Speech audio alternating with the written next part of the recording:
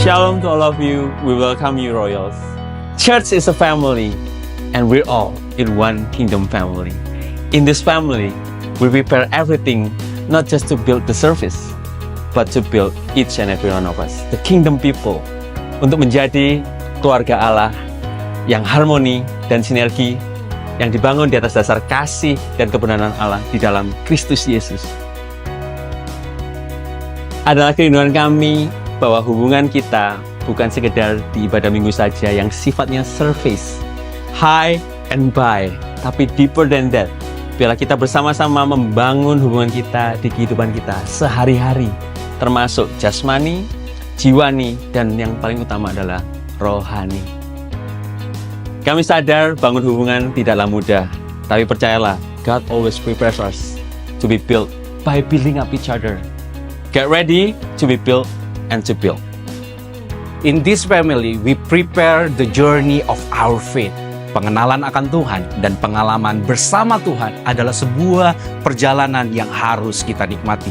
Karena di dalam perjalanan inilah Tuhan menyingkapkan pribadinya yang mulia dan indah melalui kebenaran firman-Nya. Dan Tuhan bekerja di dalam keluarga kerajaan Allah di mana firman-Nya diajarkan dengan seksama dan kebenarannya dihidupi bersama. Sehingga kita bertumbuh dalam iman serta dinyatakan dalam perubahan setiap tindakan. Let us know God deeper and experience God together. In this family, we prepare marriage and family. Pernikahan dan keluarga merupakan ide Allah. Oleh karena itu, kami hadir untuk mempersiapkan, memperlengkapi, dan mendewasakan setiap pasangan suami istri untuk mengetahui isi hati Kristus. So, Royals, izinkan gereja ini untuk mendorong setiap pernikahan dan keluarga yang ada untuk bergerak bersama-sama, menjadikan keluarga yang dewasa untuk mempersiapkan jalan Kristus menyatakan kemuliaannya bagi dunia ini. Strong marriage is the best foundation to prepare generation to glorify Christ. In this family, we prepare community. Tidak ada satupun dari kita dapat hidup sendiri. Tuhan menciptakan kita untuk hidup dalam komunitas. Kehidupan gereja bukan hanya kehidupan secara spiritual, tapi juga secara relasional. Tuhan ingin memakai kita untuk kita bisa membangun orang lain, dan orang lain membangun kita. Jadi mari bergabung dalam komunitas Royal, tempat kita bertumbuh, membangun, dan saling membentuk satu sama lain. Kami berharap kita dapat menjadi dampak untuk sekitar kita. Alone, we can do so little. Together in community, we can do so much for His kingdom. We're called to prepare our hearts and minds for what God has for us today. Get ready to get those, Royals. And these are Shalom Royals. Apa kabarnya hari ini semua? Ada yang sukacita hari ini, lambaikan tanganmu. Siapa yang merasakan kesetiaan dan kebaikan Tuhan yang tidak pernah habis di dalam hidup? Amin. Saya bacakan di satu ayat Mazmur 103 ayat 17. Tetapi kasih setia Tuhan dari selama-lamanya sampai selama-lamanya atas orang-orang yang takut akan Dia dan keadilannya bagi anak cucu. Ada amin saudara? Kesetiaan Tuhan tidak pernah habis di dalam hidup kita. Mungkin hari-hari ini kita mungkin seringkali melupakan, seringkali dengan kesibukan kita mungkin melupakan kebaikan dan kesetiaan Tuhan. Tapi hari ini kita ambil waktu teduh kita. Kita mau berfokus sama pribadi Kristus yang telah mati di kayu salib untuk kita dan tinggal di dalam kita. Thank you Jesus. Thank you Lord.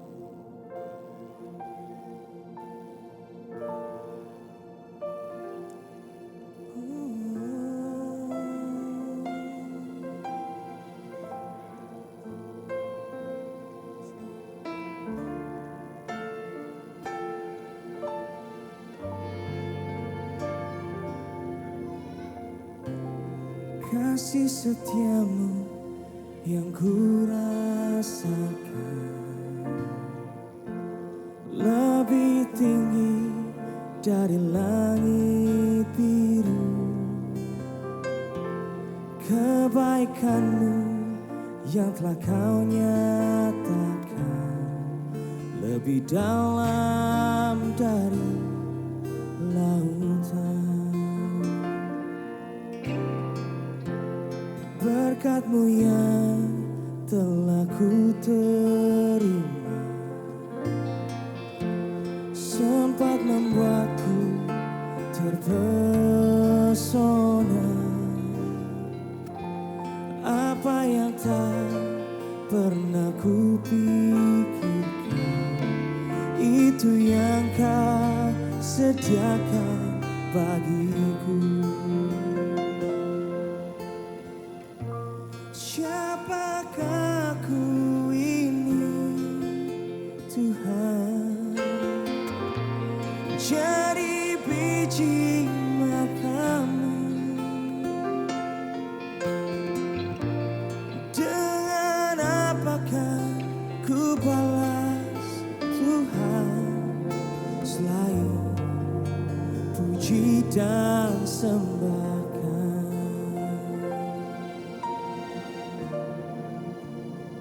Oh.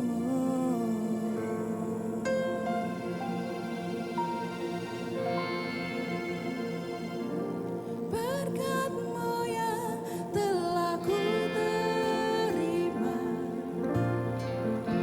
sempat membuatku terpesona. Apa yang tak pernah ku pikirkan, itu yang kau sediakan bagiku. Siapakah ku ini, Tuhan? Jadi biji matamu. Dengan apakah ku balas, Tuhan, selain puji dan sembah. Siapakah ku ini, Tuhan? Jadi biji matamu. Dengan apakah ku balas, Tuhan, selain puji dan sembah.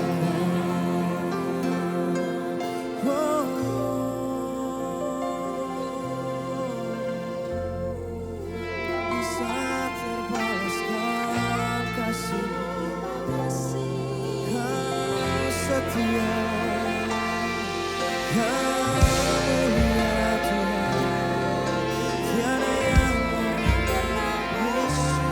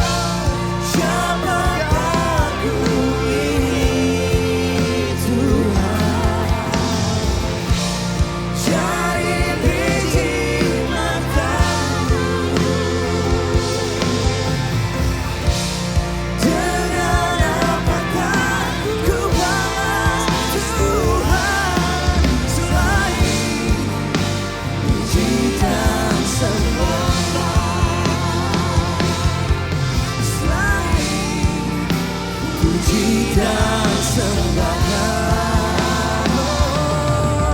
selain puji dan sembahkan.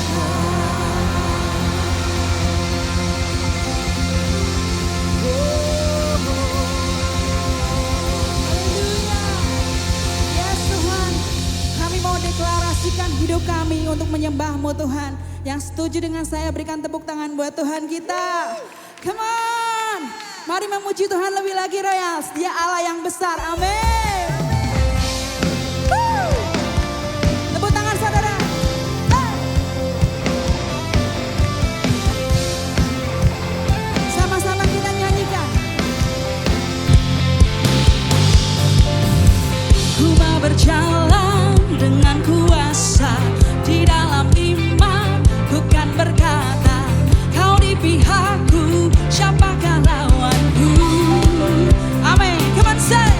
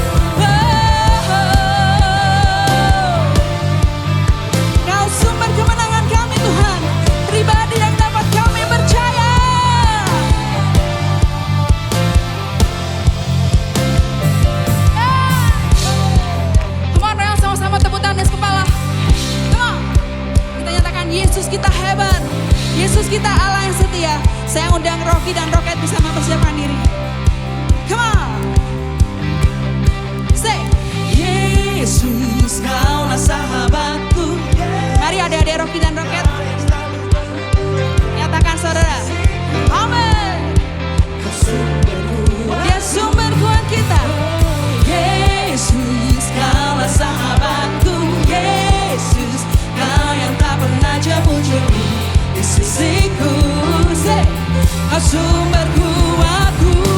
Oh, Yesus, kaulah sahabatku. Yesus, kau yang akan selalu berada di sisiku. Dia sumber, amin. Yesus, kaulah sahabatku. Yesus, kau yang tak pernah jemu-jemu di sisiku. Kau sumber kekuatan kami Tuhan. Amin. Kau sahabatku, yes, berada di sisiku. Kau sahabatku selama-lamanya. Kau sahabatku berada di sisiku selama-lamanya.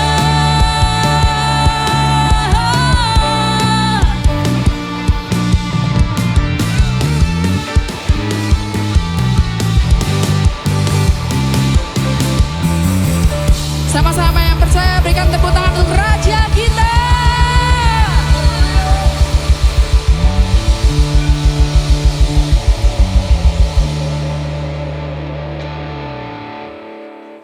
Mari saya mengundang untuk setiap orang tua di sini yang membawa anaknya bisa diajak maju ke depan untuk kita sama-sama berdoa untuk anak-anak kita. Apakah ada? Saya tunggu sebentar. Oke, saya pimpin dalam doa ya. Bapa kami di surga, kami mengucap syukur Tuhan untuk setiap anak-anak yang Kau percayakan dalam setiap keluarga kami yang ada di tempat ini Bapa. Kami percaya setiap anak-anak ini Engkau kasihi Tuhan. Dan kami percaya melalui mereka dengan usia mereka yang masih muda, mereka bisa punya pengenalan akan Engkau sebagai Tuhan, sebagai Raja, sebagai Juru Selamat. Bukan kata orang, tapi mereka bisa mengenal secara pribadi Bapa. Terima kasih untuk setiap mereka, untuk mereka dalam sekolahnya, Tuhan yang memberkati, berikan hikmat kepintaran dalam masa pertumbuhannya, dan untuk mereka bisa sehat dan bertumbuh sempurna Bapa.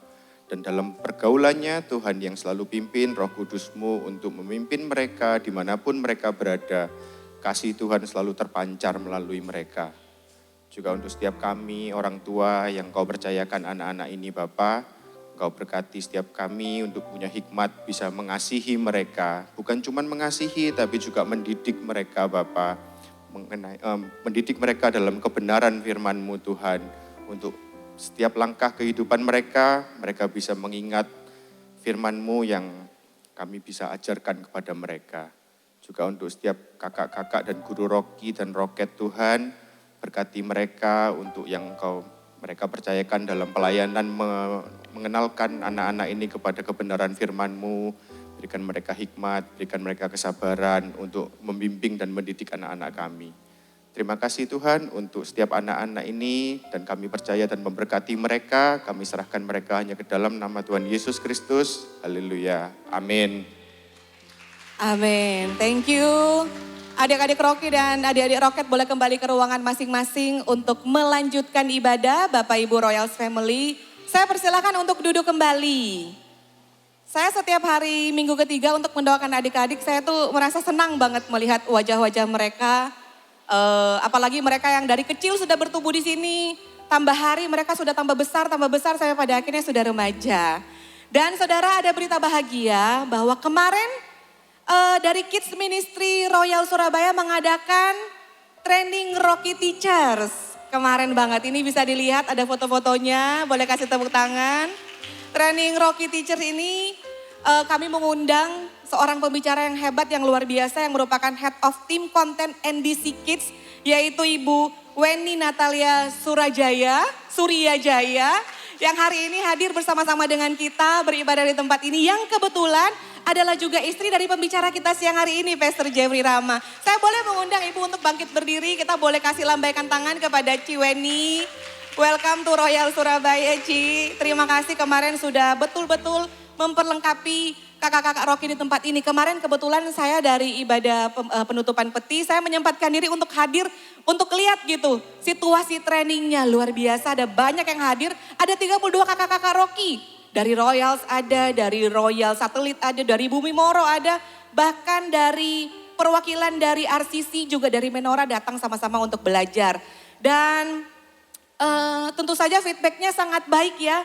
Saya melihat fun banget gitu kakak-kakaknya diajar. Dan saya percaya kemarin adalah hari yang besar di mana semua kakak-kakak diperlengkapi. Jadi untuk Bapak Ibu semuanya yang punya anak, apalagi punya anak-anak Rocky, kami terus menerus ingin mengembangkan pelayanan ini. Kami terus-menerus ingin mengembangkan pelayanan Rocky, kakak-kakak Rocky. Oleh sebab itu, jangan tinggalkan anak-anak di rumah, bawa mereka setiap hari Minggu beribadah. Karena kami rindu sejak mereka masih kecil, mereka mulai mengalami pengenalan yang benar akan Tuhan Yesus Kristus, oke? Dan saudara, di kesempatan hari ini juga, kita akan mendengarkan sebuah storyteller, sebuah kesaksian dari pasangan muda yang sudah lama bersama-sama dengan kita, yang sudah bertumbuh bahkan melayani di worship ministry.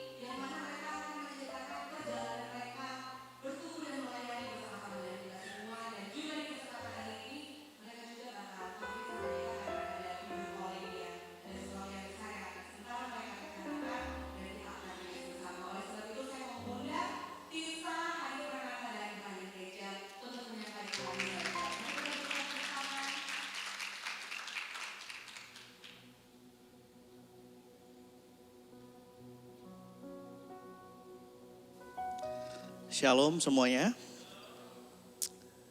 Thank you Ko Andrew ya udah kasih kita kesempatan untuk storyteller.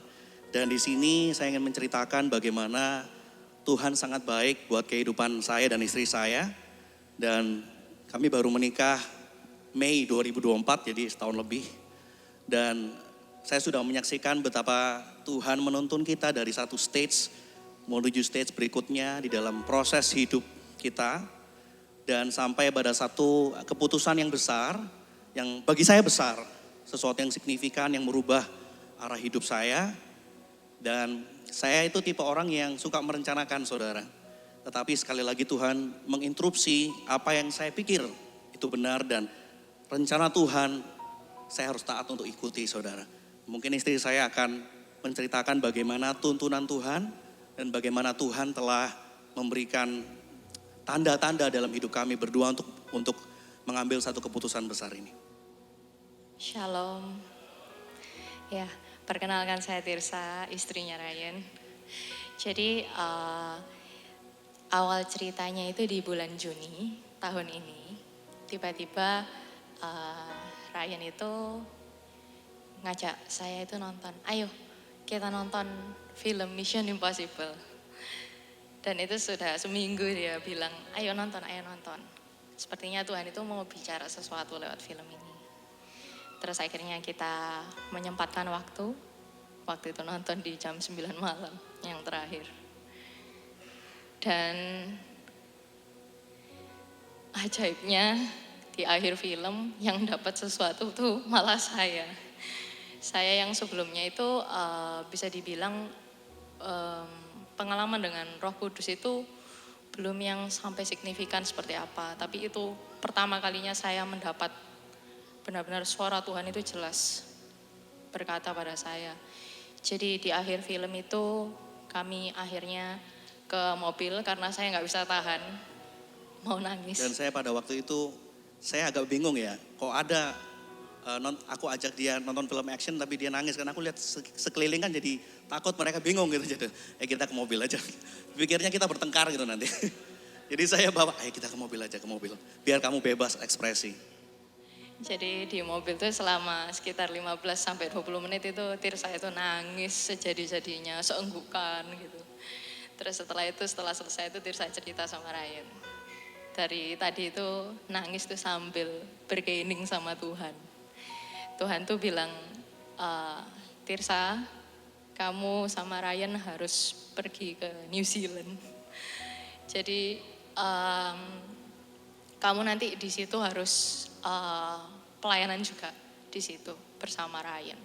Nah, Tirsa bergaining sama Tuhan. Waduh Tuhan gimana ya? Kita di sini ini sudah settle, sudah ada kerjaan. Tirsa juga ada praktek. Terus kita juga ada bangun bisnis bersama. Tuhan bilang, sudah tutup itu semua, aku yang akan sediakan itu semua. Tuhan bilang seperti itu. Lalu setelah itu, suatu malam saya itu nerima iklan Netflix di Instagram saya. Dan saya itu kebetulan bukan orang yang suka nonton Netflix karena saya takut kecanduan. Jadi saya berusaha untuk menghindari dan gak tahu tiba-tiba kali itu saya seperti tertarik sekali nonton satu series namanya Manifest. Ada yang pernah nonton gak? Oh gak ada ya. Jadi di cerita film Manifest ini ada sekumpulan orang yang naik satu pesawat, di satu pesawat yang sama mereka mengalami turbulensi. Jadi mengalami turbulensi, kekacauan di atas, lalu mereka mendarat di masa depan. Dan ketika mereka mendarat di masa depan, satu-satu orang yang naik pesawat itu punya calling. Tiba-tiba muncul calling. Ada suara, audible, ada tuntunan. Dan di tengah film itu bahkan secara literally ditampilkan Roma 8 ayat 28. Boleh dibuka nggak ayatnya, dibantu? Jadi awal sebelum Ryan ngajak nonton Manifest ini, kita itu ada kejadian di mana mobil kita itu ditubruk depan sama belakang. Dan sekali lagi ajaibnya, dua-dua orang yang nabrak depan dan belakang ini mau ganti full, mau tanggung jawab gitu untuk mobil kita. Dan di hari di mana kita masukkan mobil ke bengkelnya ini kan butuh berhari-hari. Jadi kita berdua ini nginep lah di rumah orang tua. Terus yaitu pagi-pagi itu Tirsa bangun duluan. Tuhan enaknya ngapain ya? Apakah ini waktunya untuk rest gitu kan, istirahat, karena kita selama ini kan hektik sekali kan. Jadi terus terbesit kepikiran ya udahlah lanjut baca Alkitab gitu kan. Dan pas Tirsa buka Alkitab di Roma 8 itu. Dan waktu dia lagi baca Alkitab ketemu Roma 8:28. Dan ketika saya setelah itu ngajak dia nonton Manifest, ternyata di film itu muncul Roma 8:28 dan kita tahu sekarang bahwa Allah turut bekerja di dalam segala sesuatu untuk mendatangkan kebaikan bagi mereka yang mengasihi Dia, yaitu bagi mereka yang terpanggil sesuai dengan rencana Allah. Jadi ceritanya di dalam pesawat itu, orang-orang ketika mendarat, mereka mendapatkan sebuah calling yang mereka nggak pernah dengar sebelumnya.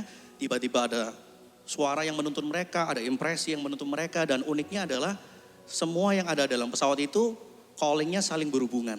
Dan di situ ketika saya nonton, kita dapat lagi dan tiba-tiba selama beberapa minggu saja, karena keputusan kita untuk ke New Zealand juga bukan direncanakan jauh-jauh hari. Ini sangat mepet sebenarnya waktunya. Tiba-tiba Tuhan kirim orang demi orang yang bisa membantu kita, mensupport kita, dan orang-orang yang ada di New Zealand, ada orang yang di Indonesia, dan ada koneksi-koneksi ilahi yang Tuhan buka. Dan di situ saya sekali lagi, awalnya saya nggak mau, saya bilang sama dia. Karena pada waktu itu saya sudah merencanakan satu proyek yang saya cukup percaya proyek ini akan jalan di Indonesia. Tapi sekali lagi Tuhan interupsi dan saya harus membatalkan semua rencana saya. Dan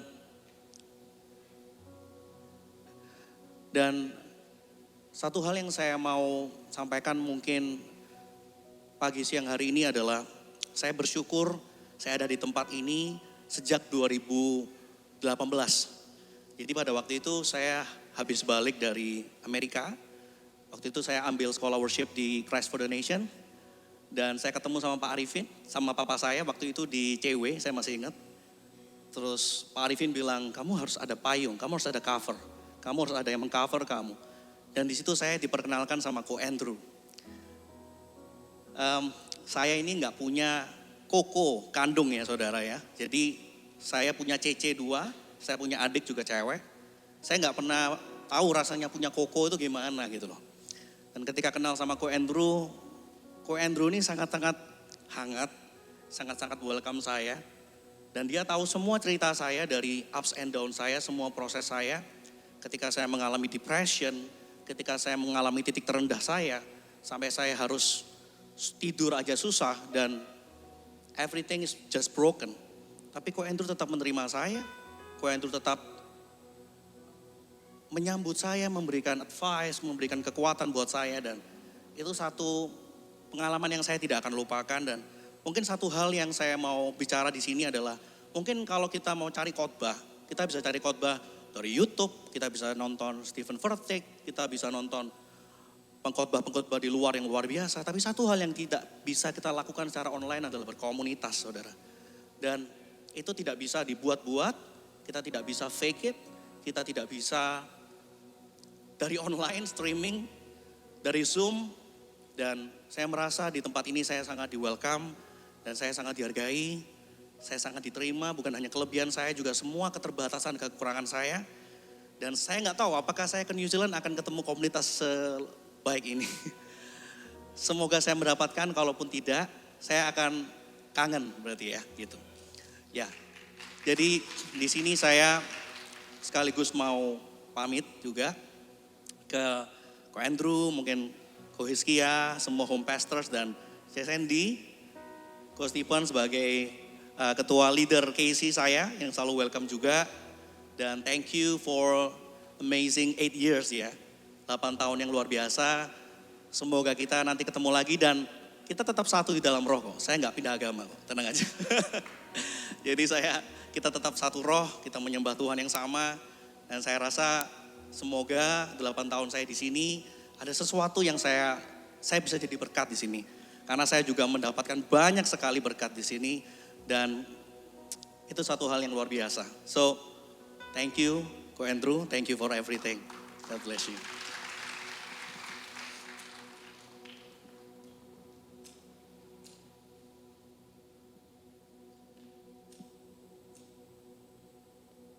Thank you, Lord.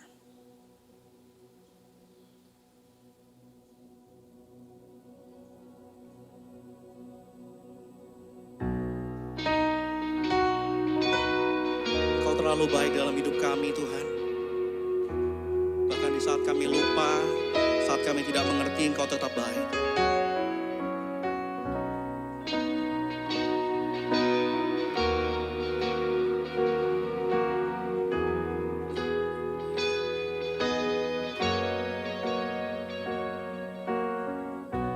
I call you faithful for the promises you've kept and every need you've met.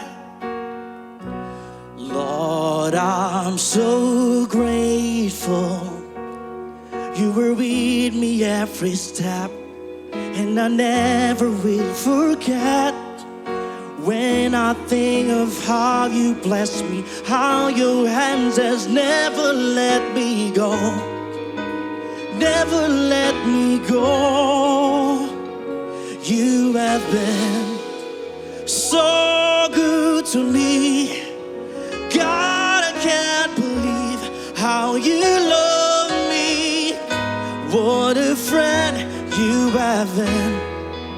So good to me.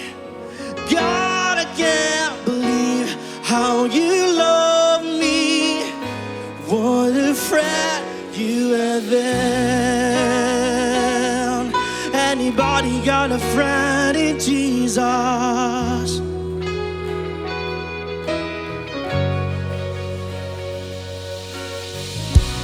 I call you Savior, for the blood that washed me clean, for the wrongs that you've redeemed. I know you're able, and my eyes don't have to see. One more reason to believe. When I think of how you blessed me, how your hands has never let me go, never let me go. You have been so good to me. God, I can't believe how you love me. What a friend you have been.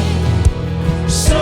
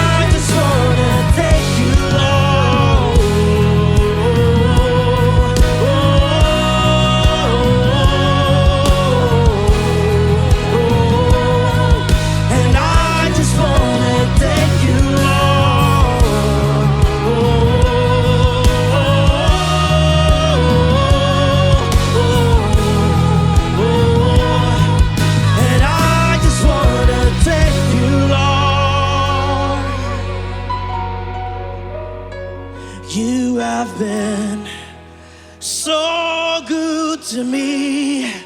God, I can't believe how you love me. What a friend you have been. So good to me. Oh God, I can't believe how you love me.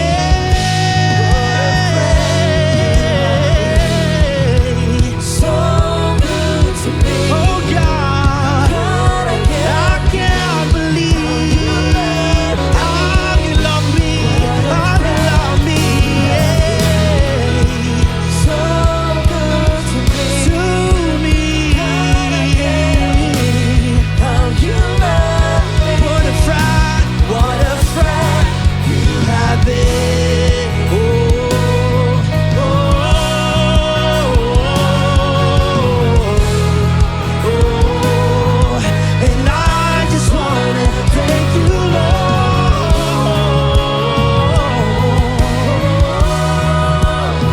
Thank you, Jesus. Oh, and I just wanna thank you. You have been so good to me. God, I can't believe how you love me. What a friend you have been. So good to me. God, I can't believe how you love me. What a friend you have been. Oh, oh, what a friend. What a friend you have been. Oh, oh.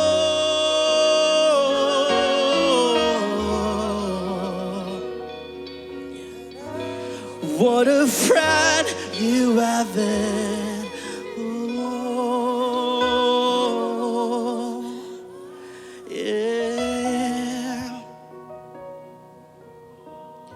What a friend you have been. Mari kita sembah Dia. Biar kita selalu melibatkan Dia dalam setiap keputusan kita. Karena Dia Allah yang terbukti selalu berhasil. Apapun yang menjadi rencananya tidak pernah gagal. Dia Allah yang tidak pernah kalah. Dan Dia berikan kemenangan yang terbesar di atas kayu salib. Kemenangan yang tak terbantahkan. Kemenangan yang tidak bisa diubah. Karena Dia sudah menentukan dan Dia berkata, it is done, selesai. Oleh karena itu Engkau yang paling layak ditinggikan. You are worthy. You are worthy of it all. For everything. Di bumi dan di surga. Engkau yang layak menjadi yang utama. You worthy of it all. You worthy of it all. For from you are all things, and to you are all things. You deserve the glory. You are worthy of it all. You are worthy of it all. For from you are all things, and to you are all things. You deserve the glory. Mari katakan bersama-sama. You are worthy of it all. You are worthy of it all. You are worthy of it all. For from you are all things, and to you are all things. You deserve the glory. You are worthy of it all.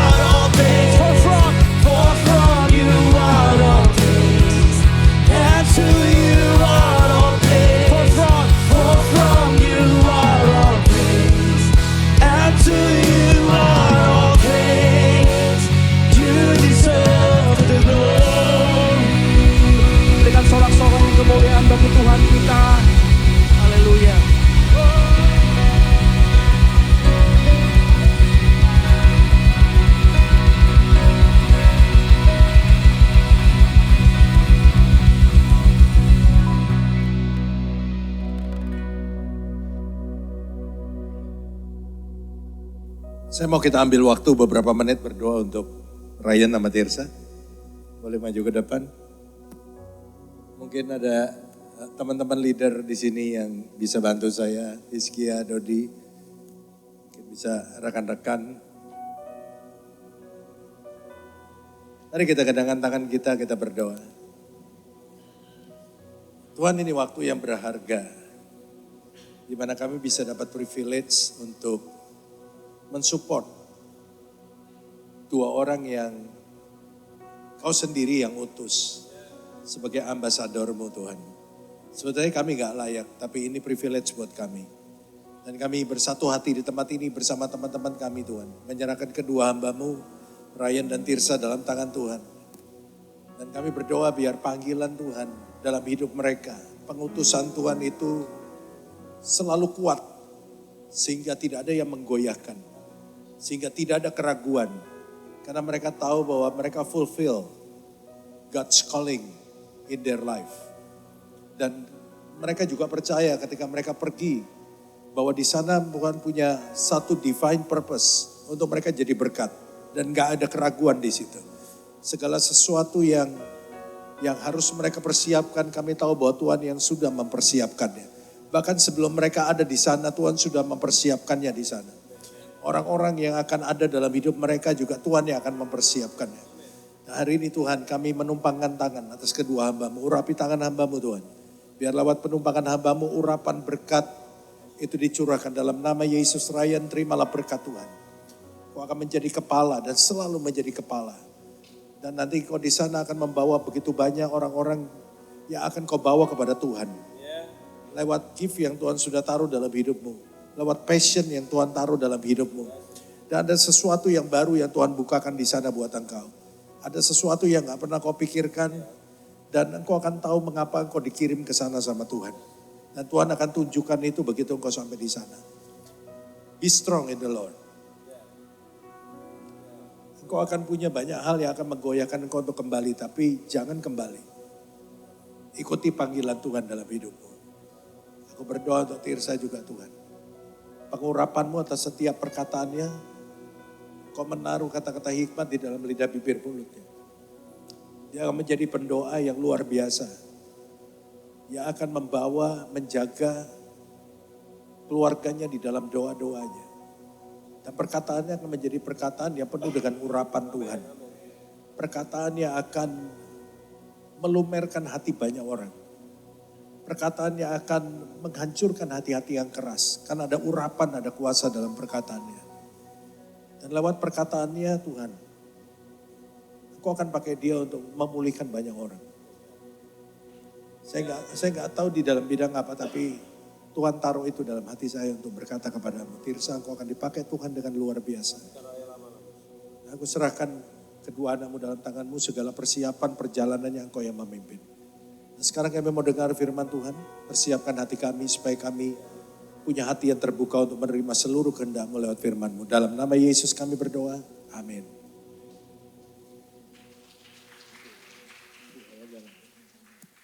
Silakan duduk, semua. Oh, udah duduk. Shalom semuanya, selamat siang. It's good to be here. Saya ingat 3 bulan Maret yang lalu saya ada di tempat ini dan kali ini ketika saya kembali ada banyak orang yang bertanya, Pak kok kurusan Pak? Gitu ya. Jadi daripada satu-satu nanya saya, capek saya jawabnya sudah. Lebih baik saya jawab dari mimbar ini, semua dengar, memang saya lebih kurus 11 kilo. Bukan karena diet, jangan wow dulu, jangan kagum dulu sama saya saudara. Karena saya cerita waktu itu, pada waktu saya kesini bulan Maret, hari Sabtu saya sampai di Surabaya, hari Jumat saya baru keluar dari rumah sakit karena tadinya saya harus di ring. Tapi ternyata dokter nggak bisa ring saya karena penyumbatannya terlalu banyak. Jadi saya harusnya di bypass. Jadi saya bilang saya keluar dulu dari rumah sakit karena saya harus pelayanan ke Surabaya dan saya ada di sini. Dan kemudian setelah pulang dari sini saya berdoa sama Tuhan. Ya saya percaya juga ini jalan Tuhan, saya dipertemukan dengan 2 orang dokter berbeda. Yang dua-duanya menyanggupi untuk dalam kondisi saya yang harusnya di bypass, saya bisa dipasang ring. Dan ini satu berkat juga buat saya. Dan akhirnya saya putuskan untuk memilih salah satu dokter untuk dipasang ring. Dan saya pasang ring di Jakarta. Dan saya pikir bahwa proses pasang ring itu nggak terlalu berbahaya. Karena kita dibiusnya lokal. Jadi saya nggak pilih untuk pergi ke Pineng atau ke KL. Karena menurut saya tidak bahaya. Dan pada waktu itu saya masuk ke ruang operasi. Dan kemudian saya juga tahu semuanya. So ada peristiwa-peristiwa genting di dalam prosesnya dan saya juga tahu. Dan proses itu memakan waktu 4 jam. Normalnya satu ring itu hanya 20 menit. Jadi waktu itu prosesnya 4 jam, setelah selesai saya dibawa ke ruang ICU dan dokternya ngomong sama istri saya. Dan alhasil diberitahu bahwa saya harus dipasang 5 ring panjang.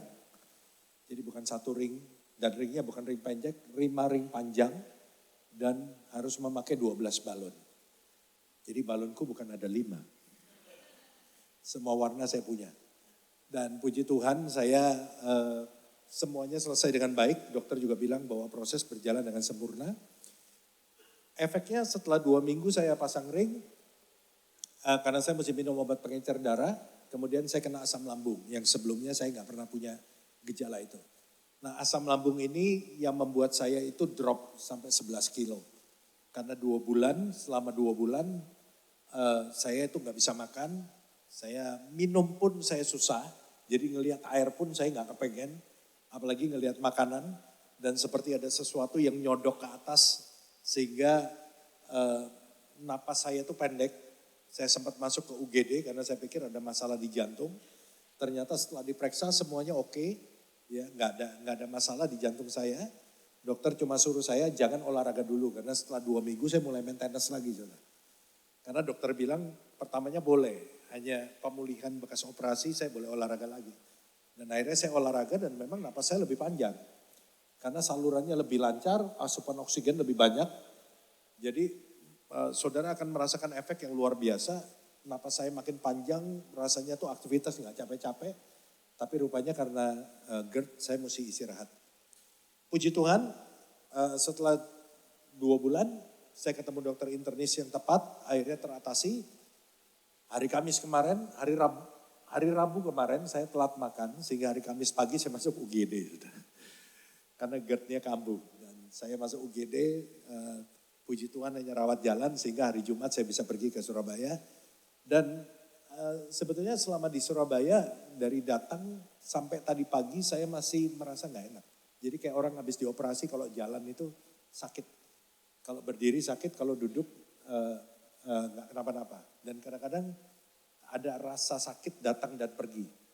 Tapi saya berdoa sama Tuhan, Tuhan hari ini saya mau khotbah 3 kali. Saya nggak mau ada yang mengganggu. Saya bilang gini, saya minta disembuhkan.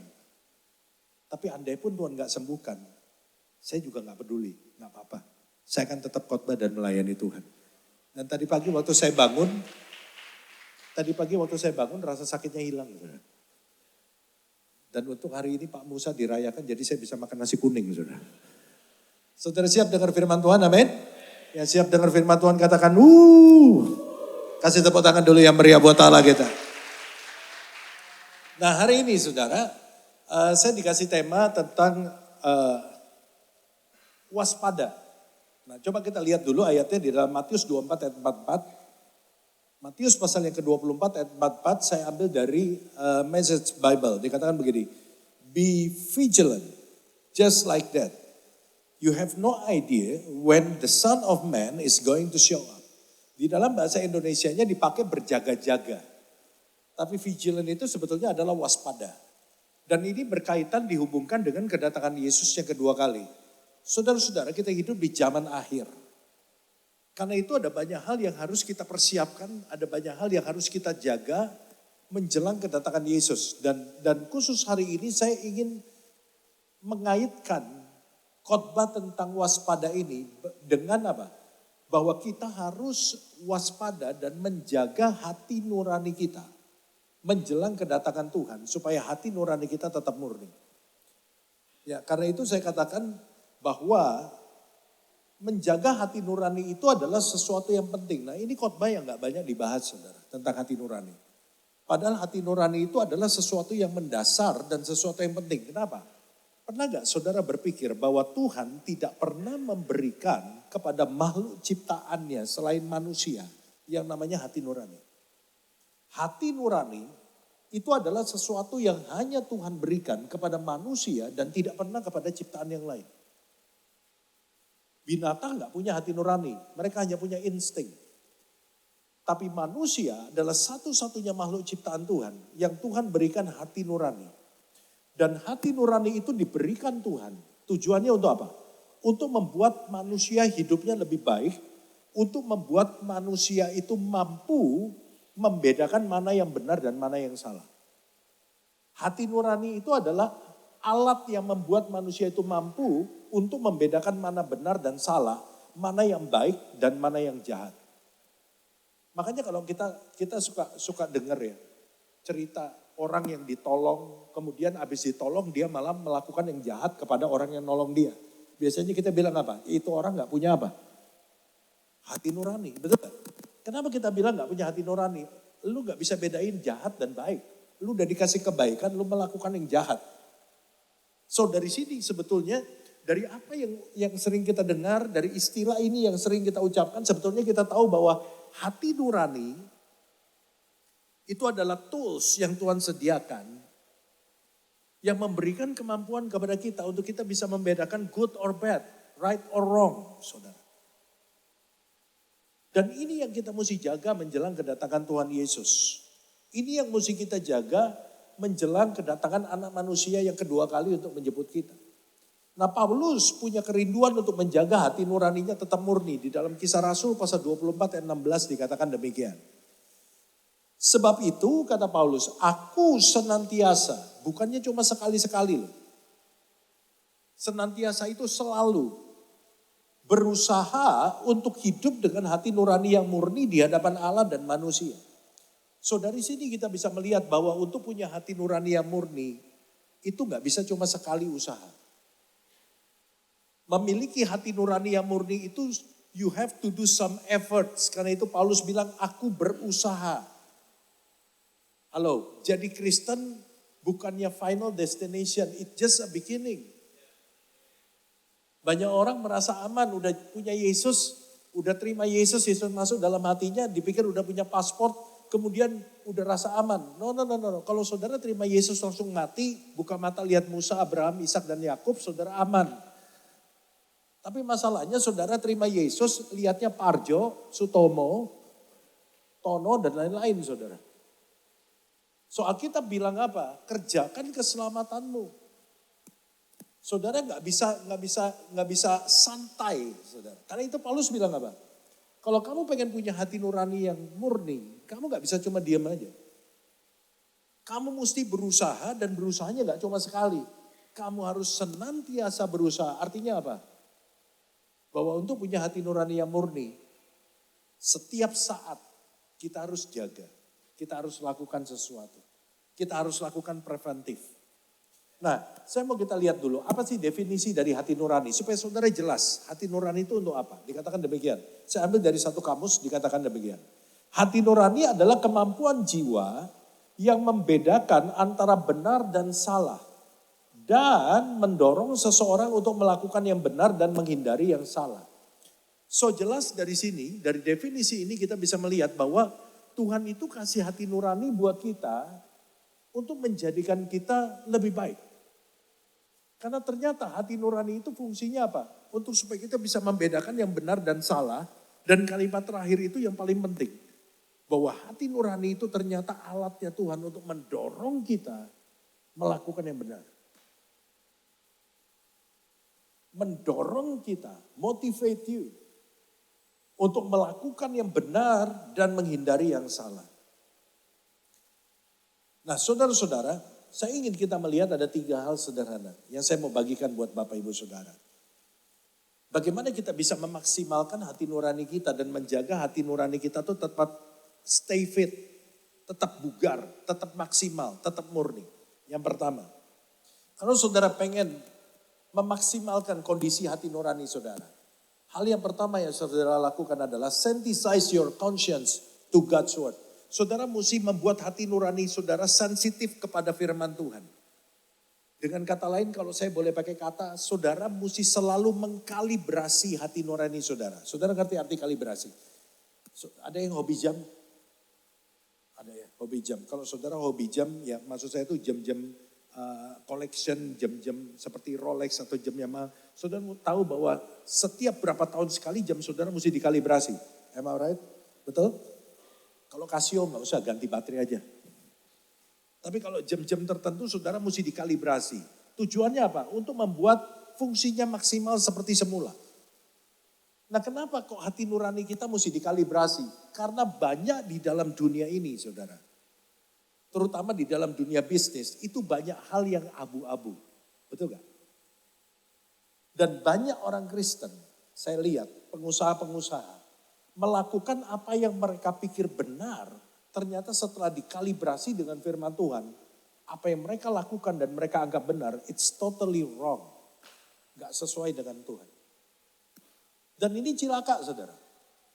Kalau saudara gak tahu apa yang saudara lakukan salah, dan saudara melihat dan saudara membayangkan, saudara menganggap bahwa itu benar, maka saudara akan menyimpang terlalu jauh tanpa saudara sadari. Dan saudara gak hidup di dalam kebenaran Tuhan. Karena itu saudara mesti membuat hati nurani saudara itu sensitif kepada firman Tuhan. Dengan cara apa? Saudara mesti bergaul dengan firman Tuhan sehingga saudara tahu bahwa Tuhan mau ini, Tuhan gak mau ini, bahwa ini sesuai sama Tuhan, ini enggak. Mazmur 119 ayat 9 berkata begini. Dengan apakah seorang muda mempertahankan kelakuannya yang bersih? Dengan menjaganya sesuai dengan firman-Mu. Kenapa kok dipakai orang muda dalam Alkitab? Karena orang muda itu menggambarkan orang yang masih banyak maunya. Orang muda itu orang menggambarkan orang yang masih banyak nafsunya, saudara. Tapi Alkitab bilang, bagaimana kita menjaga kelakuan kita tetap bersih. Di balik keinginan kita, di balik nafsu kita. Yaitu dengan menjaganya sesuai dengan firman Tuhan. Standar kalibrasi kita itu bukan apa kata dunia. Halo. Standar kalibrasi kita bukan arus dunia. Bukan apa yang sedang in di dunia. No. Standar kalibrasi kita cuma satu, yaitu firman Tuhan. Di luar firman Tuhan, itu bukan standar yang kita. Makanya saudara jangan terpukau dengan pendeta-pendeta yang viral. Saya harus katakan ini saudara. Kenapa saya berani katakan ini? Karena saya mengasihi gereja saudara. Saudara sudah seperti keluarga rohani saya sendiri. Leader-leader saudara sudah seperti saudara rohani saya sendiri. Dan saya juga di gereja juga salah satu leader, mau gak mau saya mesti ngajarin. Jangan terpukau dengan pendeta-pendeta viral. Karena banyak pendeta-pendeta viral yang cuma pakai satu ayat, kita gak tahu ajarannya apa. Ini jemaat di tempat kami di NDC udah banyak yang protes. Yang diprotes ini pendeta-pendeta yang diomongin ini pendeta-pendeta viral. Yang banyak diundang kemana-mana. Yang kalau di YouTube yang nonton bisa jutaan, bisa ratusan ribu. Saudara. Dikomplain sama jemaat di tempat kami. Mereka nanya gitu. Pak, makin didengar makin gak ada isinya Pak. Satu ayat cerita ngelucu doang. Kita mesti makin pinter dalam pengajaran firman Tuhan. Jangan ngundang pendeta karena viral, jangan. Ya tapi bukannya gak boleh, ya kalau memang pengajarannya bagus boleh. Tapi lihat pengajarannya, lihat prinsipnya. Banyak pendeta khotbah dimulai dengan kasih, ditutup dengan perpuluhan. Gak ada nyambungnya saudara. Banyak pendeta khotbah modalnya satu ayat. Satu hari bisa khotbah 7 kali, ya gak apa-apa sih 7 kali asal benar. Kenapa? Karena saya sering lihat saudara. Saya tuh penasaran, ini pendeta viral, saya pengen diberkatin lewat khotbahnya. Saya dengerin, gak ada isinya saudara. Saya harus ngomong jujur. Ngomong satu ayat cerita pengalaman dia, ngelucu aja, memang lucu saudara. Mirip-mirip OVJ gitulah. Saya pikir wah dengerin sekali, mungkin sekali itu dia lagi khotbahnya kurang bagus sekali. Bisa aja kan pendeta kan. Saya dengerin 2 kali sama, gak ada isinya. Cuma cerita, ngelucu, bikin jemaat ketawa dan banyak jemaat yang gak tambah pinter. Mereka cuma senang dengar cerita. Tapi saya percaya jemaat royal adalah jemaat yang mau bertumbuh. Amin. Karena itu saudara mesti sensitifkan hati saudara. Bahaya loh saudara. Kalau saudara tuh gak peka kepada firman Tuhan, saudara tuh gampang dibawa. Pendeta viral ngomong ini, saudara ngikut. Pendeta viral ngomong ini, saudara hanya melihat penampilan tapi gak lihat isinya. Karena itu saudara, baca firman Tuhan setiap hari. Kenali hatinya Tuhan lewat firman Tuhan. Hati nurani saudara, mesti saudara kalibrasi dengan firman Tuhan. Kalau enggak, saudara enggak peka. Saya kasih contoh begini. Ada orang-orang bisnismen yang bilang gini, Pak, saya ini diberkati Tuhan loh Pak. Oh ya puji Tuhan. Kalau Anda diberkati Tuhan, saya senang. Terus dia cerita, saya ini kalau mau jalan-jalan Pak, ke luar negeri, saya tuh selalu dikirimin tiket. Oh puji Tuhan, mirip-mirip pendeta nih. Melebihi pendeta-pendeta aja jarang dikirimin tiket saudara. Paling banter kue bulan. Dikirimin tiket sama siapa? Ya perusahaan saya ini kerja di satu perusahaan Pak. Jadi kita tuh punya partner di mana perusahaan saya itu mesti beli raw material dari perusahaan itu. Nah setiap kali saya mau jalan-jalan liburan Desember, Juli, perusahaan tempat saya beli raw material itu selalu kirimin saya tiket. Nah ini mulai rada-rada nih. Ini mulai gak benar. Kenapa saudara? Saudara mungkin dengar ini pikir gak apa-apa dong. Tapi saya mau katakan itu bukan berkat. Ngerti gak? Gak ngerti. Semua itu sudah ada hitungannya. Saudara tahu istilah no free lunch. Tahu? Saudara pikir perusahaan itu ngasih tiket itu gak ada hitungannya. Itu mengikat saudara supaya dia beli barang sama dia terus. Dan harganya itu sudah dimasukkan kepada harga jualnya. Gitu loh, ngerti gak? Dan sebetulnya orang ini tahu. Saya yakin. Orang ini gak bego-bego banget. Nah ini loh yang saya bilang maksudnya apa? Banyak daerah abu-abu dalam bisnis. Hal-hal seperti ini. Dan banyak kita menganggap apa? Oh ini berkat Pak. Bukan berkat itu. Anda sedang disogok sama dia. Dan Anda tidak menyadari itu. Kenapa? Karena Anda gak sensitif. Kalau Anda sensitif, pasti hati nurani saudara bunyi. Bisa ngerti? Banyak daerah abu-abu yang kita gak tahu yang seringkali membawa orang Kristen itu menyimpang. Dan dia gak tahu dia menyimpang. Saya kasih contoh lagi. Ada orang ngomong gini, Pak, Bapak jangan sembarangan ngomong peramal itu sesat loh Pak. Kenapa? Itu peramal itu dipakai Tuhan. Nah ini ilmu baru saudara, dalam teologi ya. Kenapa kok dipakai Tuhan? Saya punya pengalaman Pak. Saya tuh diajak teman saya tuh suka ke peramal. Saya gak mau terus, satu kali saya iseng lah. Saya pengen tahu kalau di peramal tuh ngapain aja sih. Saya gak mau diramal, saya cuma ngikut doang. Akhirnya saya ikut.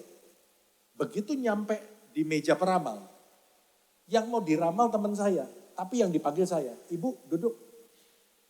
Ya udah saya duduk. Kemudian dia bilang apa? Ibu 5 tahun yang lalu ibu ngalamin ini ya. 3 tahun yang lalu ibu pernah ngalamin ini ya.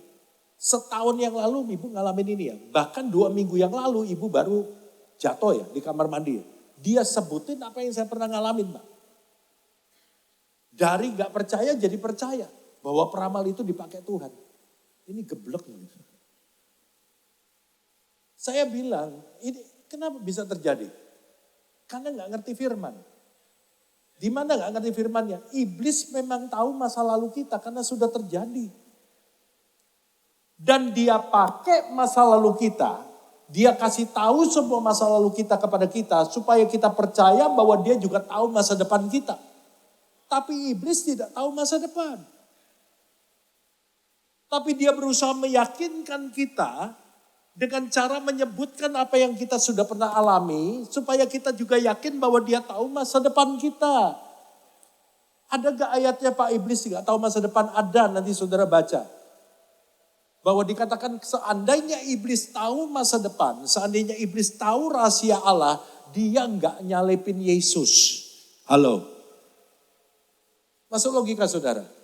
Hai manusia-manusia lapar yang belum makan. Kalau iblis tahu rencana Tuhan, dia gak mungkin bikin blunder. Betul gak? Iblis berpikir kalau Yesus disalib, Yesus mati, kekristenan habis, dia bisa menguasai dunia. Tapi ternyata penyaliban Yesus itu merupakan kegagalan iblis terbesar sepanjang karirnya sebagai iblis. Bahwa Yesus bukannya mati dan that's it. Tetapi itu menjadi kemenangan Yesus. Dan kemenangan itu diberikan kepada kita buat orang-orang yang mengasihi dia. Yang percaya berikan tepuk tangan dulu buat Allah kita. Nah kalau saudara nggak sensitif, maka hal-hal yang abu-abu gini saudara gampang disesatkan. Nangkep? Makanya saudara, kalau saudara mau punya hati nurani yang murni, memaksimalkan fungsi hati nurani saudara, mau nggak mau saudara mesti kalibrasi setiap hari dengan Alkitab. Baca firman Tuhan setiap hari. Saya kasih satu ayat lagi sebelum kita masuk ke poin selanjutnya. Mazmur 119 ayat yang ke-11. Dalam hatiku, aku menyimpan janjimu, supaya aku jangan berdosa terhadap engkau. Kenapa dikatakan kalau orang menyimpan janji Tuhan itu nggak akan berdosa? Karena kalau orang menyimpan janji Tuhan, mengkalibrasikan dengan firman Tuhan, maka jalan-jalannya akan sesuai dengan firman Tuhan. Dia nggak mungkin menyimpang dari Tuhan. Karena itu saudara, ini yang pertama. Kalau saudara ingin memaksimalkan hati nurani saudara, maka hal pertama yang saudara harus lakukan adalah kalibrasikan, sensitifkan hati nuranimu dengan firman Tuhan. Yang kedua, bagaimana kita memaksimalkan hati nurani kita? Handle the sin when it start. Supaya hati nurani kita tetap maksimal, maka yang harus kita lakukan adalah tangani dosa ketika dosa itu dimulai. Di mana dosa dimulai? Pintu dari dosa itu adalah pikiran. Dosa dimulai dari pikiran. Ketika dosa masuk lewat pikiran dan tidak kita handle, maka pikiran itu akan mengolah dosa menjadi keinginan. Dan keinginan yang tidak bisa ditangani. Ketika keinginan itu bertemu dengan kesempatan, dia akan melahirkan perbuatan dosa. Dan saya mau katakan, menangani dosa ketika sudah menjadi perbuatan jauh lebih sulit dibandingkan menangani dosa ketika dia masih dalam pikiran. Betul gak? Bisa saudara terima? Karena waktu masih dalam pikiran belum terjadi apa-apa. Tetapi walaupun masih di dalam pikiran, saudara gak boleh diemin aja. Karena dia akan bertambah besar. Dia hanya perlu mencari kesempatan. Ketika pikiran itu ketemu dengan kesempatan, dia akan melahirkan perbuatan. Dan kalau udah jadi perbuatan, dampaknya kemana-mana sudah. Karena itu untuk membuat hati nurani kita itu tetap maksimal. Begitu ada pikiran dosa, langsung buang. Begitu ada pikiran dosa, langsung buang. Jangan biarkan lama-lama dia di sini. Begitu masuk, langsung usir. Masuk, langsung usir. Dan itu lebih mudah, gak ada efeknya apa-apa saudara. Yakobus 1 ayat 14 sampai 15. Tetapi tiap-tiap orang dicobai oleh keinginannya sendiri. Karena ia diseret dan dipikat olehnya. Dan apabila keinginan itu telah dibuahi, ia melahirkan dosa. Dan apabila dosa itu sudah matang, ia melahirkan apa? Maut. Makanya saudara, kita gak boleh terlalu cepat menjudge orang lain. Kadang-kadang kita jemaat ya, suka ngejudge orang di sebelah kita. Kalau lagi nyanyi gitu kan, atau pendeta kelar khotbah, kemudian pendeta ngajak nyanyi, atau pendeta doa, orang sebelah kita nangis, kita langsung bilang apa? Ini pasti dosanya banyak nih. Ya kan? Kalau nangisnya makin kejar-kejar, ini dosa apa ya dia?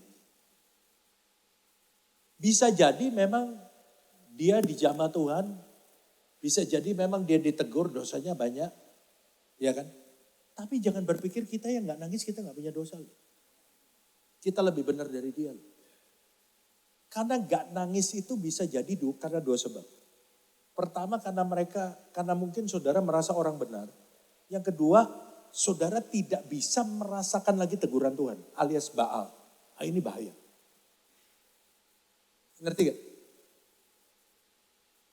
Yang satu mungkin saudara merasa benar nih. Saudara, ya gue gak kenapa-napa, gue gak punya dosa ya, tapi gue menikmatin aja hadirat Tuhan. Tapi yang kedua, Saudara tuh nggak nangis karena saudara udah nggak berasa lagi. Ditegur Tuhan nggak berasa, dicubit Tuhan nggak berasa, disinggung Tuhan nggak berasa, disenggol Tuhan nggak berasa, digiles Tuhan juga udah nggak berasa. Nah ini kondisi yang justru paling berbahaya. Jadi orang nggak nangis itu belum tentu dia paling benar. Jangan-jangan yang dia yang dosanya paling gede. Kenapa kok dia bisa baal? Balik lagi ke poin tadi. Karena pada waktu dosa masuk, dia nggak handle. Kemudian dosanya lahir dari perbuatan. Pertama kali buat dosa, biasanya rasa bersalah gak? Rasa bersalah.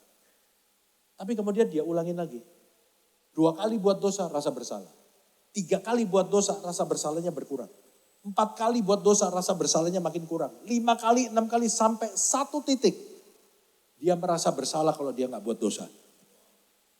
Nah ini bahaya. Istilahnya dia sudah, hati nuraninya sudah apa? 6.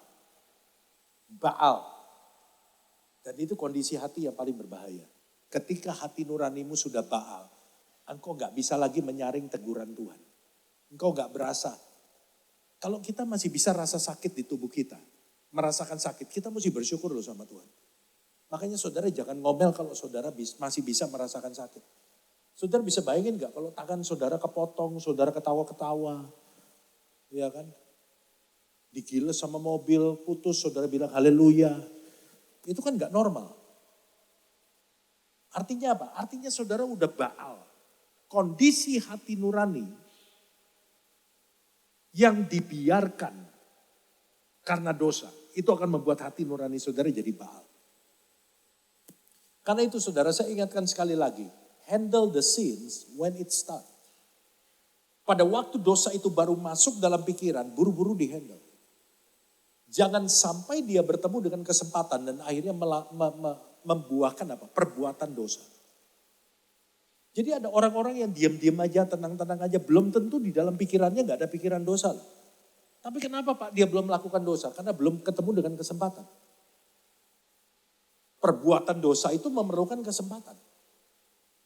Saya kasih contoh gini, satu hari kota New York pernah mati lampu 5 menit. New York tahu ya, New York. Sidoarjo maju dikit sudah. Itu pernah mati lampu satu kota 5 menit sampai 10 menit. Gak lama, 5 menit, 10 menit sudah. Begitu lampu itu nyala, listriknya nyala lagi, semua lampu terang lagi, kota itu terang lagi. Gak berapa lama setelah kota itu hidup lagi, polisi itu menerima ratusan pengaduan tindak kejahatan yang terjadi selama 10 menit. Bayangin. Ratusan tindak kejahatan yang terjadi selama 10 menit. Apakah orang itu jahat tiba-tiba? Enggak. Udah ada di pikirannya. Cuma dia belum ketemu kesempatan. Betul gak? Begitu ada kesempatan, langsung berbuah menjadi tindakan. Mungkin ada ibu-ibu yang tiap hari lewatin toko, dia kepengen ngangkut mesin cuci gitu kan, gak dapat kesempatan saudara. Begitu mati lampu dia angkut itu mesin cuci pulang ke rumah saudara. Dosa itu memerlukan kesempatan untuk menjadi perbuatan. Karena itu saudara yang dikasih Tuhan, langkah yang kedua untuk menjaga hati nurani kita tetap murni adalah jangan biarkan dosa tinggal di dalam pikiran kita. Kasih kesempatan dia cuma lewat doang. Begitu masuk langsung kita usir keluar. Begitu masuk langsung kita usir keluar. Belum ada dampak apa-apa. Sehingga hati nurani kita masih tetap maksimal. Yang mau katakan amin. Berikan tepuk tangan dulu buat Allah kita. Yang ketiga yang terakhir. Oh oke. Ada satu pertanyaan begini. Bagaimana Pak kalau saya udah telanjur berbuat dosa? Masih ada kesempatan enggak? Masih. 1 Yohanes 1 ayat 9. Alkitab bilang apa? Jika kita mengaku dosa kita, maka Allah itu setia dan adil. Ia adalah setia dan adil. Sehingga ia akan mengampuni segala dosa kita dan menyucikan kita dari segala kejahatan. Jadi kalau udah terlanjur gimana? Ada kesempatan. Akui dosamu, Allah setia dan adil. Dan kemudian kembali kepada jalan yang benar. Yang ketiga yang terakhir. Teman-teman tim POW bisa maju ke depan. Supaya kita bisa memaksimalkan kondisi hati nurani kita. Yang terakhir adalah courage to follow your conscience. Berani mengikuti hati nurani Anda. Saudara-saudara, hati nurani itu adalah disediakan Tuhan bagi kita sebagai tempat Tuhan itu berbicara kepada kita. Kita nggak semua kita punya pengalaman Tuhan bicara lewat audible, betul nggak? Mungkin di sini ada orang-orang yang pernah dengar Tuhan bicara secara audible kayak ada orang ngomong. Ya Tuhan bisa bicara lewat itu. Tapi yang lebih sering kalau kita mau jujur, Tuhan bicara lewat apa? Hati nurani. Tiba-tiba kayak di hati ada yang bilang, jangan, betul nggak? Nggak boleh, belok kanan, jangan ambil. Hati nurani itu disediakan Tuhan. Sebagai Tuhan itu, sebagai tempat Tuhan itu bicara sama kita. Tetapi sekali lagi, walaupun Tuhan sudah bicara, respon kita lah yang akan menentukan perubahan atau tidak terjadi dalam hidup kita. Saya tulis di sini, kesadaran akan sesuatu itu tidak ada artinya. Kesadaran akan sesuatu yang benar tidak cukup tanpa kita mau mengikutinya. Saudara sadar itu baik. Sadar sesuatu yang benar itu baik. Saudara dengar firman Tuhan itu baik. Tapi kalau saudara cuma sadar, itu belum merubah apapun. Walaupun semuanya dimulai dengan sadar. Yang merubah adalah ketika saudara follow your conscience. Roma 13 ayat 5, Paulus bilang begini. Sebab itu kita perlu menaklukkan diri kita bukan saja oleh karena kemurkaan Allah, tetapi juga oleh karena suara hati kita. Paulus berkata apa? Kita harus menaklukkan diri kita kepada suara hati. Ini bicara soal hati nurani. Kita harus belajar untuk tunduk kepada hati nurani. Kenapa? Karena hati nurani adalah tempat Tuhan itu bicara sama kita. Seringkali hidup kita tuh sengsara karena apa? Karena kita nggak ngikutin suara hati nurani kita. Tapi Tuhan ini ganteng loh. Tuhan bilang bukan. Tapi ini yang dicari loh Tuhan. Limited edition. Tuhan bilang kasih air keras saja. Tapi ini teman-teman saya banyak yang mau loh. Tapi dia maunya sama saya. Tuhan bilang bukan. Nanti hidupmu sengsara. Mana mungkin sengsara sih, orangnya baik, lembut kayak tisu. Akhirnya kita gak mau dengerin. Kita ngikutin keinginan kita. Ternyata hidup kita sengsara. Tuhan tahu segalanya. And let me tell you something. Bahwa hati nurani itu juga dipakai Tuhan untuk memberikan alarm buat kita. Untuk menghindarkan kita mengalami hal-hal yang gak perlu kita alami. Tetapi selamat atau tidaknya kita itu tergantung dari respon kita ketika alarm itu berbunyi. Tahun 1984, ada sebuah pesawat Spanyol bernama Avianca Airlines. Itu menabrak gunung, berantakan dan gak ada penumpangnya, gak ada yang hidup. Dan waktu tim penyelamat datang, saudara tahu kalau pesawat kecelakaan yang pertama kali dicari adalah black box. Bukan Blackpink. Dan ketika black box ini ditemukan, mereka bawa ke laboratorium. Mereka dengarkan percakapannya. Dan ketika mereka mencapai detik-detik terakhir, menit-menit terakhir sebelum pesawat itu hilang, percakapan itu terputus. Mereka mendengar bahwa ternyata sistem alarm pesawat itu sudah berfungsi. Karena tiba-tiba di rekaman itu mereka mendengar sistem alarm itu berbunyi apa? Pull up, pull up, pull up. Tarik ke atas, tarik ke atas. Rupanya pesawat itu mendeteksi berkilometer-kilometer di depan. Itu ada sesuatu yang tingginya sejajar dengan pesawat itu. Sehingga mereka memberikan alarm secara otomatis dalam rentang waktu di mana pesawat itu masih bisa mengantisipasi untuk pilot itu pull up. Menaikkan hidung pesawat, ketinggian pesawat. Pull up, pull up, pull up. Semua orang yang dengerin itu bingung. Ini alarmnya udah berbunyi kok. Dan kemudian mereka mendengarkan, menunggu gitu kan. Kemudian tiba-tiba terdengar suara teriakan pilot. Pilot ini marah-marah kepada alarm itu sudah. Terdengar suara pilot berteriak, shut up. Wah, pilotnya marah-marah kepada alarm itu, nggak tahu kenapa. Dan akhirnya terdengar suara pukulan dan alarm itu berhenti. Dan gak berapa lama, hanya beberapa saat setelah suara pukulan itu, terdengar suara benturan dan hilang. Itulah pada saat pesawat itu menabrak gunung dan semuanya mati. Hati nurani itu seperti alarm. Yang berkata pull up, pull up, pull up. Atau mungkin perkataannya adalah no, jangan. Jangan pernah, don't ever. Atau don't go there. Atau don't start. Atau stop.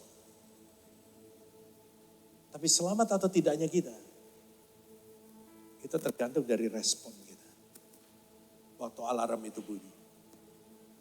Karena kalau saudara ingat tadi, definisi dari hati nurani. Kalimat terakhir dia bilang apa? Hati nurani itu mendorong kita melakukan yang baik, menghindarkan kita dari yang tidak baik. It's depend on you. Tapi hati nurani dalam hidupmu, dalam diri saudara, itu memang Tuhan udah sediain. Dan Tuhan akan tetap berbicara. Tetapi, selama saudara pelihara hati nurani saudara, saudara akan tetap bisa dengar Tuhan bicara. Tetapi jangan sampai hati nurani menjadi Baal. Sehingga kau gak bisa lagi dengar suara Tuhan. Itu adalah kondisi yang paling berbahaya. Engkau tidak bisa lagi merasakan teguran Tuhan.